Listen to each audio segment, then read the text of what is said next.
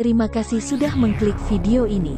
Jangan lupa dukung terus channel Termometer Islam dengan cara subscribe dan aktifkan lonceng notifikasi, agar tidak ketinggalan video terbaru dari kami. Selamat menonton, semoga bermanfaat. Pohon ini, pohon mangga atau pohon apa nih? Rimbing. Jangan dikira daunnya rimbun, dipetik buahnya belum tentu baik. Belum tentu baik. Atau ada pohon mangga kita petik kelihatannya kuning. Begitu kita buka, kita kupas kulitnya, kita makan, ternyata di dalam buah ini mengandung banyak sekali ulat. Demikianlah konsep keimanan Islam. Untuk mencapai ridha keberkahan dunia dan akhirat, kata Allah, minta pahala dunia, nu'tihi minha, kami berikan. Dari buah keimanan yang kita tampilkan dalam kehidupan pribadi, berumah tangga, bermasyarakat, berbangsa, dan bernegara. Itu yang kita tunjukkan. Apalagi Indonesia sekarang ini, Allahu Akbar, rasionalitas berbangsa sudah tidak ada sama sekali. Sudah tidak ada. Kenapa? Apa yang menyebabkan ini? Semua pakar-pakar telah ngomong di televisi, media yang ada, baik media elektronik, media massa dalam bentuk koran, majalah, dan lain sebagainya, diktat dan jurnal yang ditulis secara manuskrip, tak mampu menjawab apa persoalan yang timbul di masyarakat. Jawabannya adalah orang Indonesia saat ini sudah kehilangan rasionalitas. Ada yang jadi mengaku sebagai raja. Kemarin malam ada jemaah dari Banten mengundang saya Isra Mi'raj. Pas saya di nonton TV, Ustaz minta alamat rumah. Saya bilang ini alamat keraton saya. Coba ibu bapak tanya orang-orang yang ngaku ini, mulai dari kelompok keraton agung sejagat, masya Allah sejagat seluruhnya, sampai makhluk-makhluk halus lembut dia kuasai, sampai yang baru muncul Indonesia Lions Club, namanya Sunda Empire. Tapi bagus sekali Pak Diki Chandra mau menyinggung satu kalimat, Sunda Empire. Ini sudah kehilangan rasionalitas. Makanya di dalam Islam ini kan diletakkan dalam satu konsep keimanan yang jelas. Jangan dulu kita mengaku beriman kepada Allah kalau kita tidak meletakkan dasar standarisasi dalam konsep axiology, etika, logika, estetika. Oh, saya baru paham. Ternyata tidak cukup hanya beriman kepada Allah, rasionalitas pun perlu. Penting. Bukan sedikit yang ikut-ikutan. Masih ada juga yang percaya. Saya begitu masuk Islam, banyak yang menawarkan tanah di Kalimantan, di Sulawesi, bahkan di Riau, di Sumatera. Ustaz, ada tanah yang kami berikan. Ustaz bikin pesantren. Saya katakan, kelahiran saya dalam Islam bukan mendirikan pesantren. Kehadiran saya dalam Islam ini adalah untuk menegakkan Islam, berdakwah, bukan mendirikan pesantren. Takdir yang Allah berikan, hidayah yang Allah berikan, petunjuk yang Allah berikan tidak murah. Jangan Bapak Ibu marah, kita harus sombong karena kita beriman, jujur di hadapan Allah, tidak munafik di hadapan Allah. Jauh kita dari musibah. Orang kafir berbuat maksiat, orang kafir melakukan apa saja, perbuatan aib dan dosa, orang kafir selalu lolos ketika di dunia. Perhatikan beberapa kali gempa yang ada di Nusa Tenggara Barat, berdekatan dengan Barat. Beberapa kali gempa terjadi di daerah Sulawesi, di Makassar dekat dengan Manado, basisnya kafir. Nusa Tenggara Timur, basisnya kafir, berbatasan dengan NTB. Kita kadang-kala datang merantau agama Islam, begitu sudah kaya, Allah, berpangkat, ataupun mungkin tadinya berpangkat, pensiun, sudah tidak ada lagi yang dicolok, sudah tidak ada lagi yang ditilep, sudah tidak ada lagi yang dicuri, yang diambil. Begitu mendapatkan jabatan, lupa. Tampil di televisi ngomong yang disalahkan Islam. Yang disalahkan adalah Islam. Ini Wahyu Setiawan, anggota KPU ini, sebelum dia ditangkap, dari awal waktu Pilpres saya sudah ngomong, ini bukan balik ke Pilpres, tapi mengulang-ulang gak apa-apa. Dari awal kami sudah katakan, saya katakan di Medan, nanti satu waktu bermain air basah, bermain api letup, ini Wahyu ini akan ditangkap. Orang-orang yang di KPU akan ditangkap oleh KPK. Kenapa? Karena curang. Karena curang. Saya kalau melihat penampilan mereka itu, Allahu Akbar, apalagi wahyu itu ada di rekaman apa itu, jejak digital. Dia mengatakan justru kita menetapkan aturan ini untuk menjauhkan dari korupsi. Ini. Tapi sebelum ada banjir sudah ada sinyal dari awal. Apa itu? Di setiap kompleks-kompleks perumahan muncul di berita, bermunculan ular, bukan sembarang ular, tapi jenisnya adalah kobra. Ibu bapak tahu nggak, tidak kebetulan ular kobra itu. Bahkan di Depok ditemukan 30 ekor bersarang di mimbar masjid. Kok bisa begitu ya? Ular bersarang di mimbar masjid. Apa maksudnya? Ini ular tinggal tunggu-tunggu. Mana nih ustaz-ustaz yang tidak ular? Ya. Oh, kalau Yahya Walomi, ya, beda, bukan kaleng-kaleng. Jadi apa kira-kira ibu bapak, saudara-saudaraku, kita sebagai pengikut Muhammad, pengikut Rasulullah SAW, beliau dikenal dengan Al-Amin. 4 karakter yang melekat dalam diri beliau: uswah hasanah, amanah, sidik, tabligh, fatona. Kira-kira itu melekat enggak dalam pejabat kita, mulai dari Jokowi sampai menteri-menterinya? Saya pikir yang di mimbar itu, cobalah dia bersarang 40 berapa sekarang menteri? Kalau dia bersarang di istana 42, sementara duduk di tengah, bagaimana kita mewujudkan cinta kepada Nabi? Saya diragu. Saya dari kafir masuk Islam, mati-matian memperjuangkan agama ini, keliling Indonesia dan tidak pernah berubah. Kenapa? Karena berulang-ulang saya tatap cermin, saya lihat at the mirror, saya lihat wajah saya lihat lidah saya. Oh, lidah saya cuma satu. Kalau lidah ular dia bagaimana Pak? Dua bercabang. Hari ini bicara A, besok jadi B. Inilah sinyal yang Allah berikan. Ternyata di Indonesia ini banyak manusia ular. Jadi tidak kebetulan ini Maulud Nabi. Setiap tahun kita mengadakan Maulud Nabi. Untuk apa? Menapak tilas kembali. Karena setiap perjalanan generasi umat manusia diperhadapkan problematika eksternal, internal yang berbeda-beda dan setiap jenjang perjalanan hidup sedang. Maka tidak boleh mengatakan Maulud itu bid'ah. Kama arsalna fikum rasulan minkum yatlu alaikum ayatina wa yuzakkikum wa yu'allimukumul kitab wal hikmat wa yu'allimukum ma lam takunu ta'lamun. Sesungguhnya kata Allah, kami sudah mengutus seorang rasul di tengah-tengah kamu, dari antara kamu, di tengah-tengah kamu, untuk membacakan ayat-ayat kami, mengajarkan kamu, menyucikan kamu kitab wal hikmat, Quran dan hadis. Ma'lam takunu ta'lamun, bahkan mengajarkan kepada kamu manusia rahasia yang belum kamu tahu. Ini tidak pernah diajarkan oleh para nabi sebelum beliau. Makanya dari 124.000 nabi gagal total. 123.999 nabi gagal. Cuma satu yang sukses, Rasulullah Muhammad Sallallahu Alaihi Wasallam. Bagaimana sejarah sehingga Rasulullah dapat? Jawabannya, Rasulullah datang karena Nabi pertama diutus belum setahun di surga Firdaus gagal. Apa yang diperintahkan Allah dia larang, justru yang dilarang dia lakukan. Namanya Adam alaihissalam gagal.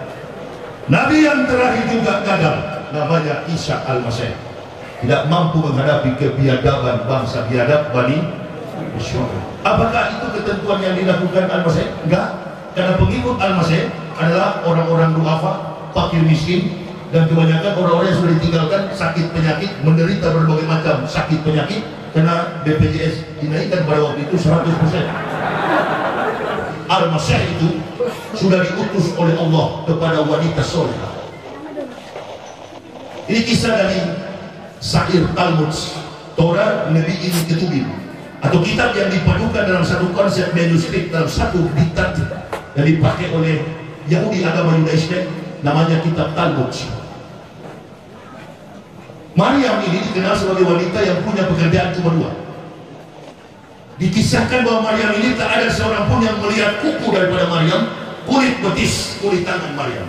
Maryam dalam sejarah hanya tampak kedua kelopak badan. Lalu satu ketika dia pekerjaannya setiap hari menyulam kain. Hari berganti hari, minggu berganti minggu, sampai tahun berganti tahun, tumbuh Maryam. Berusia 21 tahun. Tidak pernah mengenal seorang laki-laki manapun. Tiba-tiba Maryam dalam keadaan hamil. Hamil inilah Maryam kaget. Pemimpin agama Yahudi pada waktu itu bernama Kayafas, atau kita sebut sekarang ini pengadilan agama. Ketua pengadilan agama pada waktu itu bernama Kayafas, separuh Yahudi Benyamin dan suku Benyamin, ibunya Romawi. Raja di Yehuda pada waktu itu namanya Herodes. Wali kota pada waktu itu Pontius Pilatus. Karena Romawi menduduki Yerusalem tahun 65 sebelum Masehi. Isa dilahirkan 6 sebelum Masehi. Kalau cerita ini nggak tahu, berarti nggak tahu tentang Nabi Muhammad. Nanti saya akan buktikan bahwa keislaman kita selama ini pondasinya memang salah. Kenapa saya mau bongkar sekarang? Karena ternyata biar pejabat agama pun nggak paham Islam, saya lihat. Oh iya, saya sombong sekali kalau bicara akidah. Nggak apa-apa kalau kita sombong karena kita paham, nggak apa-apa. Soal agama, nggak apa-apa, pinjam ya Allah sifatmu. Untuk saya permalukan di kelompok-kelompok munafik, karena ini yang paling bahaya dibanding orang kafir. Pinjam dulu ya Allah. Lalu Maryam ini didesak, tahu nggak, di kampung kecil Baitlah, bukan Bethlehem, karena tidak ada penempatan huruf vowel dalam penulisan abjad Ibrani. Jadi ini disebut dengan Baitlah, bukan Bethlehem. Nggak ada kata Bethlehem, itu bahasa orang awam. Baitlah, Kanaan Palestina, bukan Kanaan, Koniun. Yang betul adalah bahasa Arab, Arabik. Lalu kemudian masyarakat melapor, tuh ada wanita hamil di kampung sebelah. Orang Yahudi itu harus tahu, dalam mempertahankan konteks toharo, kesucian, kalau kita di Islam, mukopapa, mutawasito, mukolado, najis kecil, najis sedang, najis besar. Israel, wanita yang haid. Kita di Indonesia umat Islam tidak boleh membuka Quran, memegang Quran pun haram, najis, bahkan datang ke masjid tidak boleh. Tapi Yahudi tinggal serumah dengan perempuan haid, uapnya pun uap dianggap najis. Makanya Yahudi selalu membangun pondok kecil di samping rumahnya untuk saudara perempuan yang haid atau istrinya yang haid. Selama dia menstruasi, selama dia mengalami mens, dia tidak boleh tinggal serumah karena dianggap najis uapnya, bukan cuma darahnya. Saking ketatnya Yahudi mempertahankan agama Yudaisme. Lalu Maryam ini dituduh. Ada 3 hukum rajam di Israel sampai hari ini berlaku. Ketemu anjing, rajam dengan batu. Ketemu kusta, rajam dengan batu. Bertemu wanita berzina atau hamil tanpa suami, rajam dengan batu. Alasan inilah kelompok 4 yang ada di Yerusalem, Yahudi, Saduki, Farisi, dan Majusi.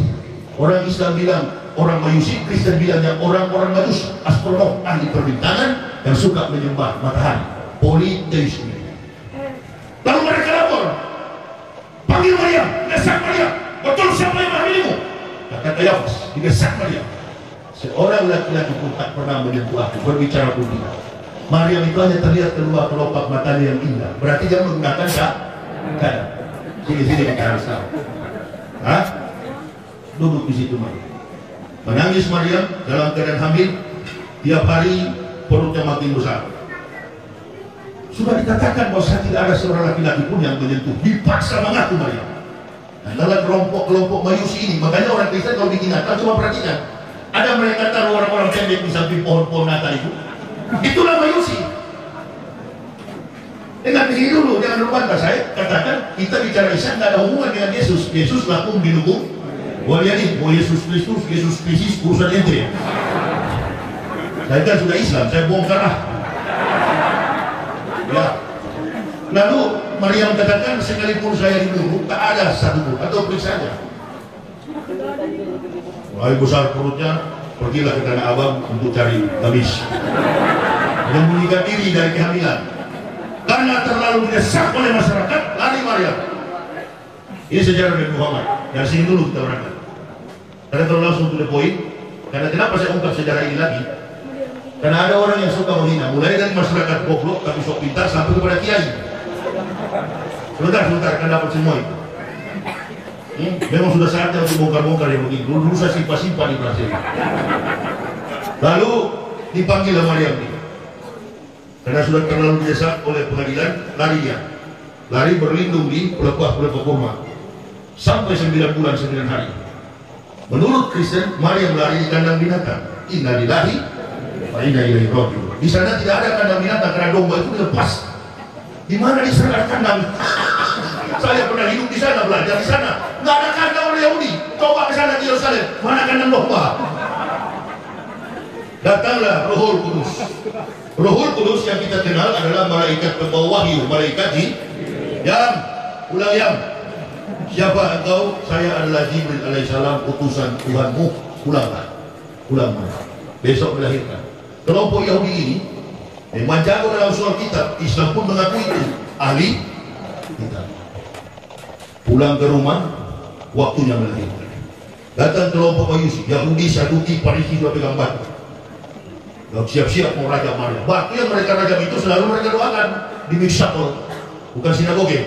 Pada rumah ibadah Yahudi itu namanya Bet Tefillah. Dewan Parlemen Yahudi Bet Knesset. Rumah sekolah Yahudi pendidikan Bet Hamidros. Kita madrasah, dia midras. Hampir sama. Kata orang Majus, jangan dulu. Karena sudah 9 bulan bintang itu selalu ada di atas rumah Maryam. Ini adalah nikmat kurnia besar yang akan turun menyertai rumah Maryam. Nggak jadi lagi. Tunggu sampai anak itu lahir. Allahu Akbar. Ditunggu oleh Yahudi sampai melahirkan. Begitu melahirkan, potong pusarnya, berpaling si bayi kecil Isa, atau nama aslinya di Baitlam pada waktu itu adalah Joshua Hamasya. Menoleh ke kanan melihat ada Yahudi, bayi kecil senyum masih berdarah-darah, lalu berfirman, Qala ini Abdullahi ataniyal kitab wa ja'alani nabiyya wa ja'alani mubarakan aina ma kuntu awsali bi sholati wa zakati maluka. Kaget Yahudi. Anak kecil baru lahir sudah berbicara. Ambil Talmud periksa. Masya Allah, betul ini firman. Dia katakan, Kaza sihir mubin. Inilah sihir yang nyata. Kata Saduki, tunggu dulu, ini kan firman. Kata Yahudi sudah, ayo kita pulang dulu. Kita tunggu, ada satu ritual untuk meyakinkan kalau ini ibu dan anak ini adalah menganut agama dan budaya kita. Ada ritual satu lagi. Apa itu? Sunat. Karena orang Yahudi sampai hari ini, anak laki-laki lahir harus dikandang kaki kirinya, disunat. Makanya dalam Lukas pasal 2:21, di situ disebutkan, pada hari yang ke-8 anak itu dilahirkan, disunat dan diberi nama Yesus. Sorry, saya terlewat. Siapa bilang yang mengurus kandungan Maryam? Safira. Siapa suaminya? Ananias yang menyunat Al-Masih. Dulu kalau orang Kristen pintar, luas cakrawala kekristenan mereka. Waktu Habib Rizik bilang siapa bilangnya yang mengatasi kehamilan Maryam? Kalau dia punya kemampuan sejarah kuat, dia akan ngomong Safira. Tapi karena tidak tahu, dia lari ke Mabes Polri, lapor. Ini di KPU punya kerja. Orang Islam pun begitu, dikit-dikit lapor polisi. Ada apa-apa lapor, bawa mah, dasar cengeng perempuan kau. Kalau mau lapor persoalan begini jangan lapor polisi, lapor ke Yesus. Itu yang kurang ajar, tolong dikutuk dia. Dia kan Tuhan. Katanya Tuhan, jangan main-main menyangkal Tuhan. Jangan main-main bu, Pak.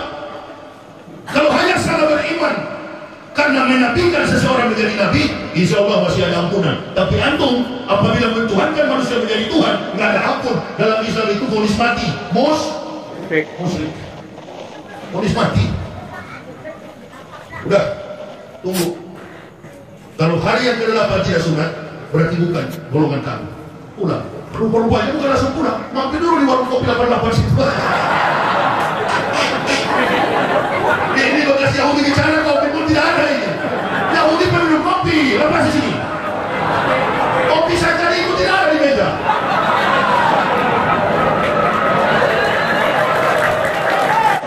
Di ceramah panjang apa pendek? Ibu saya tanya, panjang apa pendek? Keras atau lembut? Keras. Panjang dan keras kan? Itulah orang Islam, keras dan panjang.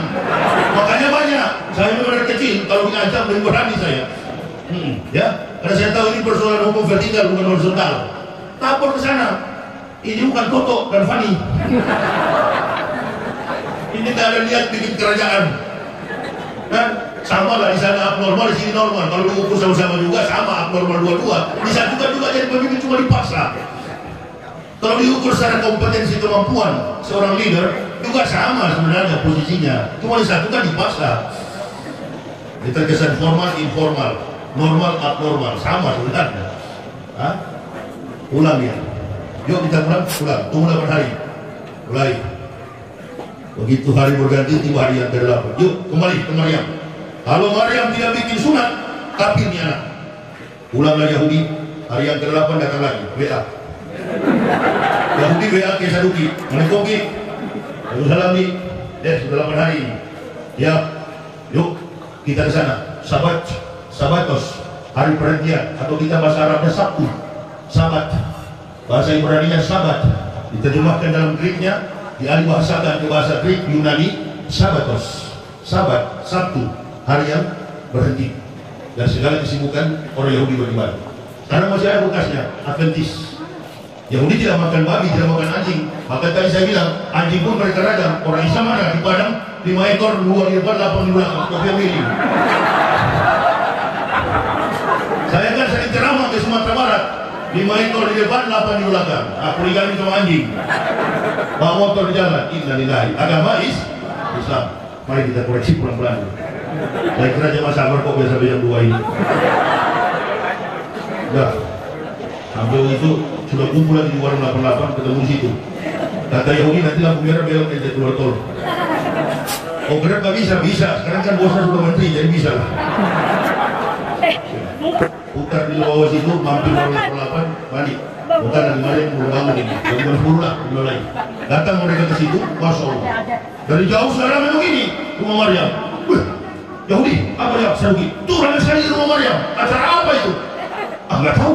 Rebana, gambus dipetik, rebana dipukul, penari latar melambaikan selendangnya. Doa-doa para rabi-rabi Yahudi terdengar berdasarkan syair-syair yang tertuang dalam Miksabel, yang tertuang dalam Talmud, Torah, Nebiim, Ketubim, sudah dibacakan semua. Dengar oleh Yahudi, dengar oleh Saduki. Datang ke rumah Maryam. Assalamualaikum warahmatullahi wabarakatuh. Walau kenapa lagi Yahudi? Enggak, acara apa ini? Ini kan acara pengunatan anak saya. Kalau tengok sama temannya, ternyata sunat. Tunggu nanti disunat. Masih duduk di situ. Begitu disunat, Allah Akbar. Di bapak muka dia soft. Bukalah dia soft. Ayat yang ke-6. Pada waktu disunat itulah, usai disunat diletakkan di tikar sembahyang, anak itu menatap Yahudi, memberitakan wa sekolah Isa bin Maryam. Ya Bani Israel, hei orang Israel. Ya Bani Israel, aku adalah Rasulullah yang diutus tengah-tengah kamu. Minat Taurat wa Sisra bi Rasulil ya'ti min ismuhu Ahmad. Untuk menggenapkan kitab sebelum aku Taurat, tapi akan datang seorang Rasul yang bernama Ahmad, Nabi kita Muhammad.